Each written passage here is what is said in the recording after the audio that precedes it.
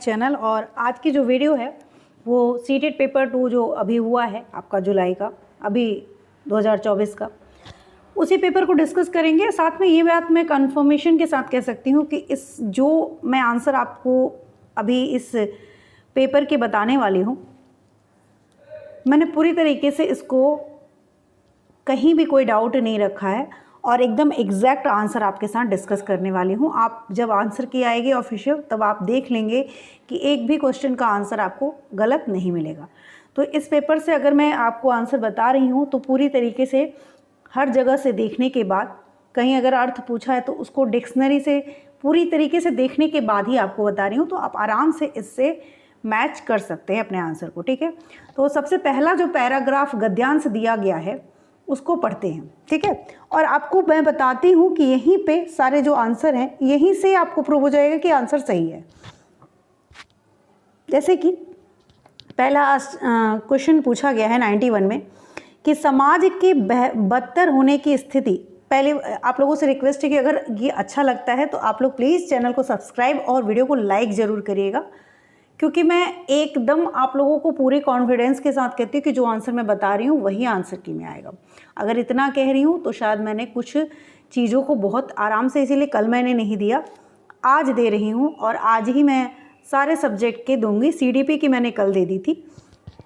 समाज के बदतर होने की स्थिति, वाक्य में रेखांकित शब्द का अर्थ है बद से बदतर होना, यानी और अधिक बुरा होना। ये हम लोग जनरल लाइफ में भी करते हैं। ठीक है, तो यहाँ पे बदतर होती जा रही है और यहाँ पे इस चीज़ को समय समय पर साहित्यकारों ने समाज की बदतर होने की स्थिति को पहचाना है, यानी पहले जितना बुरा था उससे भी ज़्यादा, यानी अत्यधिक बुरा। ये ऑप्शन आपका करेक्ट, एकदम करेक्ट है। कोई आप लोगों ने अगर इस ऑप्शन को लगाया है तो वो आपको 1 नंबर बिल्कुल दिलाएगा। ठीक है, नेक्स्ट क्वेश्चन की तरफ देखते हैं। गद्यांश के अनुसार साहित्य में किस तरह की चिंता झलकती है? यहाँ पे नए सिद्धांतों के बनने की, सामाजिक विघटन की, समाज के आधुनिक होने की, मूल्यों के बिखरने की। तो अगर आप देखें तो यहाँ पे ये जो ऑप्शन है, समाज में, साहित्य में समाज के विशृंखलित होते सिद्धांतों और टूटते बिखरते मूल्यों की चिंता बराबर बनी रहती है। तो यहाँ की जो मूल्यों की बिखरने की जो चिंता है, ये ऑप्शन नंबर 4 यहाँ पे एकदम करेक्ट होगा। ठीक है, क्वेश्चन नंबर 93, कौन सा साहित्य कालजयी साहित्य बन जाता है? इसको मैंने बहुत आराम से, मुझे लग रहा था, उसके बावजूद भी मैंने बहुत जगह से पता किया और उसके बाद मैं आपको अगर बताऊं तो यहाँ पे कालजयी जो है वो यहाँ पे साहित्य, कौन सा साहित्य कालजयी बन जाता है? तो यहाँ पे जो राइट आंसर होगा वो है ऑप्शन नंबर 1, सॉरी एक सेकेंड, ऑप्शन नंबर 1 जो मानवीय सत्य की व्याख्या करे, ना कि बिखरने के सिद्धांतों की चिंता करे, समाज का दर्पण हो, पाठकों का मनोरंजन जो, बिल्कुल नहीं, जो मानवीय सत्य की व्याख्या करे वो कालजयी साहित्य बन जाता है। ठीक है, तो option number 1 is the correct answer. विश्वास शब्द का अर्थ क्या है? तो यहाँ पे विश्वास शब्द का अर्थ होगा निश्चित धारणा। हमारी जब विश्वास होता है किसी पे तो हम पक्का होते हैं कि ये मतलब हमारा दृढ़ विश्वास है, यानी हमारी धारणा है, निश्चित धारणा है उसके बारे में, तो निश्चित धारणा यहाँ पे करेक्ट आंसर होगा। उसके बाद दिया है विशृंखलित में, तो हमने ये बता दिया 94 विश्वास का अर्थ है निश्चित धारणा, यहाँ पे सही हो जाएगा। और उसके साथ ही विशृंखलित में प्रत्यय है। विशृंखलित देखिए इत प्रत्यय है, लेकिन यहाँ पे आप देख सकते हैं कि छोटी ई की मात्रा है, तो छोटी ई भी होनी, आपको ये भी देखना चाहिए। तो यहाँ पे ऑप्शन ऐसा तो दिया ही नहीं है कि बड़ी ई की, लेकिन यहाँ पे अगर देखा जाए तो ये वाला छोटी ई इत प्रत्यय है, ये कन्फर्म है। ठीक है, उसके बाद साहित्यकारों ने समाज की किस स्थिति की पहचान करने का प्रयास किया है? तो अगर देखा जाए तो उन्नतशील समाज, बिखरता हुआ समाज, विकास की ओर, विकास की ओर तो बिल्कुल नहीं, उन्नतशील भी नहीं, बिखरता हुआ समाज और पतन की ओर जाता हुआ समाज में 2 ऑप्शन है हमारे पास। लेकिन ऑप्शन जो सही होगा वो होगा, बहुत लोग बिखरता हुआ समाज, लेकिन राइट आंसर क्या है आपका, पतन की ओर जाता हुआ समाज। क्योंकि यहाँ पे अगर हम गद्यांश को ध्यान से पढ़ेंगे, ऐसा तो आप उस तरीके से कह सकते हैं, लेकिन यहाँ पे गद्यांश को मैंने बहुत अच्छे से दिया हुआ है, देखा हुआ है, तो वहाँ पे पतन की ओर यानी और बदतर स्थिति की ओर जा रहा है ना, तो पतन की ओर जा रहा है, ठीक है। तो वो पतन की ओर जाने वाला वो जो आंसर है वो आपका ज़्यादा करेक्ट होगा।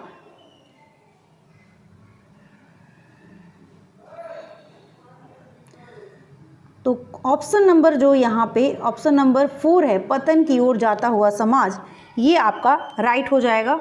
क्वेश्चन नंबर कालजयी से क्या तात्पर्य पूछा गया है, तो इसका सीधा सीधा आंसर है, सीधे सीधे अगर हिंदी अर्थ देखा जाए, आप गूगल पे भी सर्च कर लीजिए, आप कहीं भी सर्च कर लीजिए, इसका अर्थ होता है हर काल में प्रासंगिक हो। जो काल विशेष में बंधा हुआ हो, बिल्कुल नहीं, काल विशेष में बंधा हुआ ना हो अगर होता तो वो आंसर सही होता। काल विशेष की सही व्याख्या करता हो, अल्पकाल तक रहने वाला बिल्कुल गलत। ऑप्शन नंबर 4 हर काल में प्रासंगिक हो, कालजयी, ठीक है, ये ऑप्शन आपका सही होगा। क्वेश्चन नंबर, किस तरह के साहित्यकारों की आवश्यकता हर युग में बनी रहती है? भाई जिस तरीके के जो समाज का विकास करते हैं, जो समाज का मनोरंजन करते हैं, जो समाज को नैतिक बनाते हैं, जो समाज को जागरूक करते हैं, तो विकास तो करते ही हैं, लेकिन वो गलत नहीं है, लेकिन हर युग में बनी रहती है जो समाज को जागरूक करते हैं, वो साहित्यकारों की आवश्यकता हर युग में बनी रहती है। ऑप्शन नंबर 3 करेक्ट हो जाएगा यहाँ पे। उसके बाद आता है आपका समाज को गति कौन प्रदान करता है, तो भाई यहाँ पे साहित्य की सीधे सीधे बात हुई है, तो जिस गद्यांश जिससे रिलेटेड है, बिना सोचे समझे वही आंसर आपका सही होगा। तो साहित्य, समाज को गति साहित्य प्रदान करता है। देखिए ये जो गद्यांश है ये दिवसावसान, सबसे पहले तो आप इसका अर्थ जानिए, इसका अर्थ होता है संध्या। दिवसावसान का समय का मतलब होता है संध्या का समय, ठीक है। तो यहाँ पे मैं अर्थ इसलिए बता रही हूँ, तो आपके जो ऑप्शन दिखेंगे ना आपको, आप आराम से उसको कर पाएंगे। तो दिवसावसान का मतलब होता है संध्या, ठीक है। मेघ में आसमान से उतर रही, यानी बात तो की गई है लेकिन उसको जैसे ऐसे दिखाया गया है जैसे कोई इंसान हो, ठीक है। तो ये भी अभी आपको आगे आंसर में क्यों बता रही हूँ, क्योंकि ये सब पॉइंट जो है ना, आपको ये सब करते समय, गद्यांश को काव्यांश को सॉल्व करते समय इन सब बातों का ध्यान रखा जाता है। वह संध्या सुंदरी परी सी, धीरे धीरे तिमिरांचल में चंचलता का नहीं कहीं आभास, मधुर मधुर हैं दोनों उसके अधर, यानी होठों की बात की गई है, लेकिन ये क्या इंसान है? नहीं, फिर भी मानव की तरह इसको ट्रीट किया जा रहा है। किंतु जरा गंभीर नहीं उसमें हास विलास, हंसता है तो केवल तारा एक, गुथा हुआ उन घुंघराने काले बालों से हृदय राज की रानी का वह करता है अभिषेक। संध्या सुंदरी किस तरह से आकाश से उतर रही है, तो वो अगर यहाँ पे देखा जाए तो चंद्रमा की रोशनी से भरे आकाश में, तारों भरे आकाश में, सूर्य लालिमा से भरे आकाश में, या बादलों से भरे आकाश में। तो यहाँ पे मेघमय, यानी मेघ का मतलब होता है बादल, तो यहाँ पे ऑप्शन नंबर 4 जो है वो आपका एकदम करेक्ट हो जाएगा, ठीक है। उसके बाद देखते हैं हृदय राज की रानी किसके लिए प्रयुक्त हुआ है।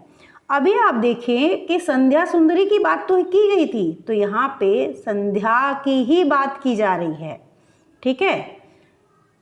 तो ये आंसर संध्या सीधे सीधे आपका करेक्ट हो जाएगा, कोई ऑप्शन पढ़ने की जरूरत नहीं, क्योंकि पहले ऑप्शन में, पहले क्वेश्चन में ही दे दिया हुआ है।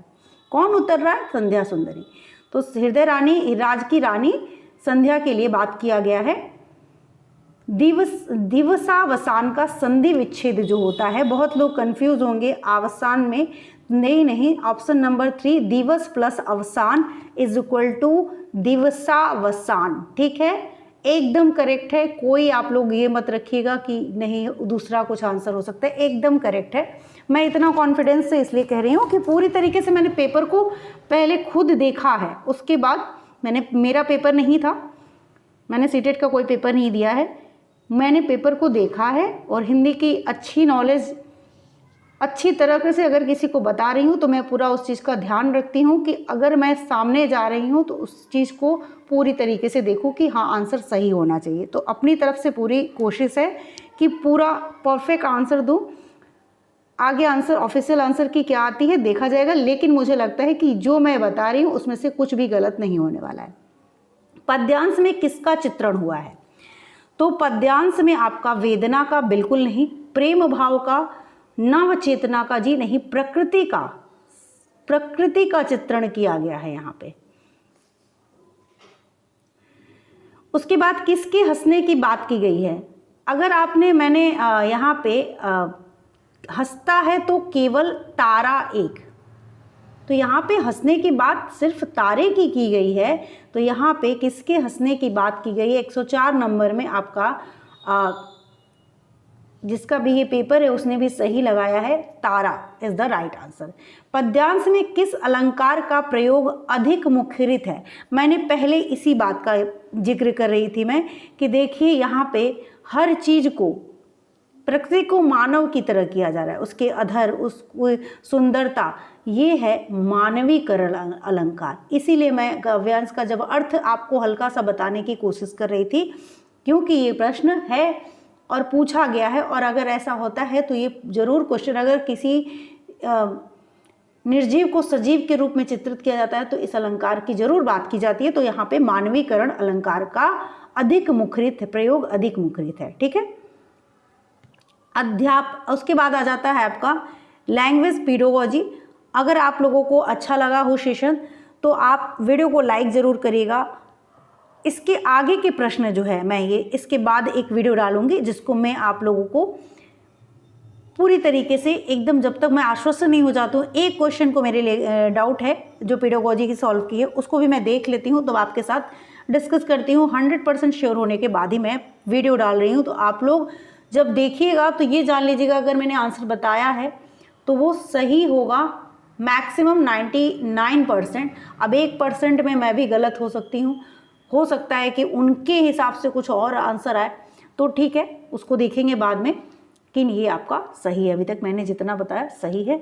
आगे देखते हैं। अगर वीडियो अच्छी लगी हो तो चैनल को लाइक, सब्सक्राइब, शेयर जरूर करिएगा। Thank you. CDP के आंसर बताएं उसको भी देख लीजिएगा।